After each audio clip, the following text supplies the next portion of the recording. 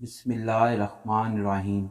शुरू अल्लाह के नाम से जो बड़ा मेहरबान नहायत रहम वाला है। अस्सलाम वालेकुम। इमाम शाफी रहमतुल्लाह अलैह के ज़माने का एक वाक़या है।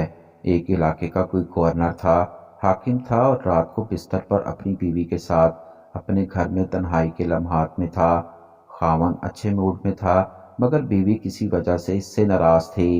अब खामन जितना इससे मोहब्बत और प्यार की बातें करता, वो इससे इतना ही चिढ़ती और इससे बदतमीज़ी करती थी। जब खामन ने बहुत ज़्यादा इससे मोहब्बत का इजहार किया और हम बिस्तरी करने लगा, तो औरत का दिमाग इस वक्त गर्म था। वो किसी बात पर गुस्सा थी। वो बेवकूफ़ आगे से कहने लगी, ओ जहन्नमी पीछे हटो, हाथ मत लगाओ मुझे। अब जब इसने अपने खामन को जहन्नमी कहा तो आखिर वो भी मर्द था। इसको गुस्सा आ गया कि कैसे मेरी बीवी ने मुझे हम बिस्तरी से मना कर दिया।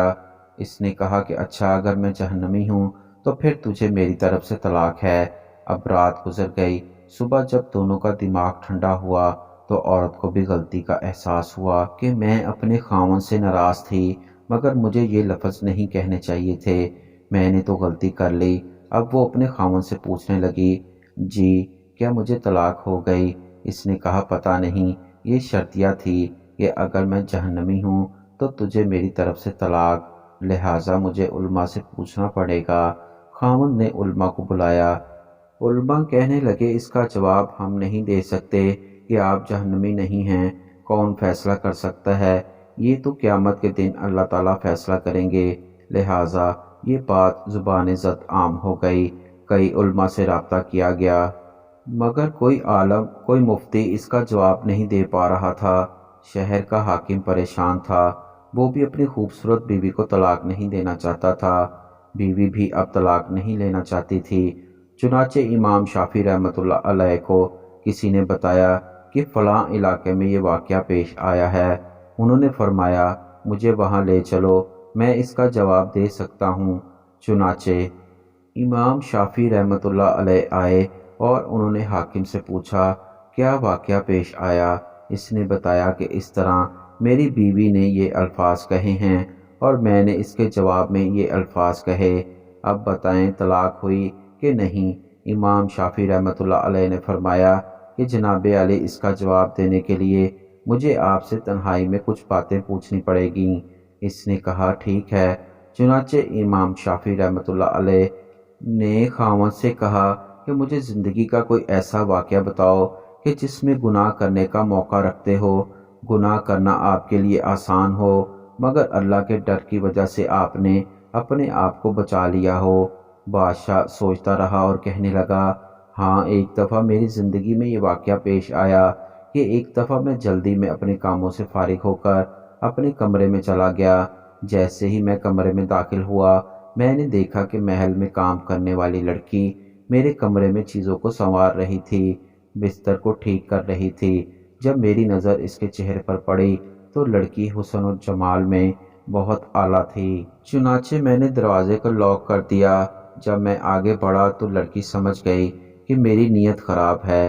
वो नेक बख्त थी और पाक दामन थी। मेरी तरफ देखकर इसने कहा, ए बादशाह, अल्लाह से डर। जैसे ही इसने ये अल्फाज बोले तो मेरे दिल में डर आ गया। मेरी आंखों के सामने मैदान हशर का मंजर आ गया। जब मैं अल्लाह के सामने पेश होऊंगा तो अपने मालिक को क्या जवाब दूंगा? मैंने ताला खोल दिया और लड़की से कहा, चली जाओ। हालांकि अगर मैं चाहता तो लड़की से अपनी ख्वाहिश पूरी कर लेता, तो मुझे किसी ने पूछना ही नहीं था। मगर इस नेक बच्ची की ये अल्फाज मेरे दिल पर बिजली की तरह गिरे और मुझे अल्लाह का खौफ आ गया। मैंने गुनाह के इस मौके से बचने के लिए इस लड़की को वापस भेज दिया। ये एक ऐसा गुनाह है जो मैं कर सकता था, मगर अल्लाह के खौफ की वजह से मैंने नहीं किया। जब इसने ये सारा वाक़या सुनाया तो इमाम शाफी रहमतुल्लाह ने इससे कह दिया कि आपकी बीवी को तलाक नहीं हुई इसलिए कि आप जहन्नमी नहीं बल्कि जन्नती हैं। जब उन्होंने ये फतवा दिया तो सारे उल्मा इनसे बहस करने लगे कि आप कैसे कह सकते हैं, आपके पास क्या सबूत है कि ये जन्नती है या जहन्नमी? इमाम शाफी रहमतुल्लाह अलैह ने फरमाया कि ये फतवा मैंने अपनी तरफ से नहीं दिया, बल्कि ये फतवा अल्लाह ने कुरान मजीद में खुद अता फरमाया है। قرآن کی آیت ہے، اور جو شخص اپنے رب کے سامنے کھڑا ہونے سے ڈرا اور اس نے اپنے نفس کو خواہشات میں پڑنے سے بچا لیا، بس اس کا ٹھکانہ جنت ہوگا۔ اللہ نے چونکہ فرما دیا، لہٰذا میں فتویٰ دیتا ہوں، اس کبیرہ گناہ سے بچنے کی وجہ سے یہ بندہ قیامت کے دن جنت میں داخل ہوگا۔ تو اللہ تعالیٰ سے دعا ہے کہ اللہ تعالیٰ ہمیں پاک دامنی کی زندگی گزارنے کی توفیق عطا فرمائے اور ہمیں زنا اور طلاق جیسے گناہوں سے محفوظ رکھے۔ آمین۔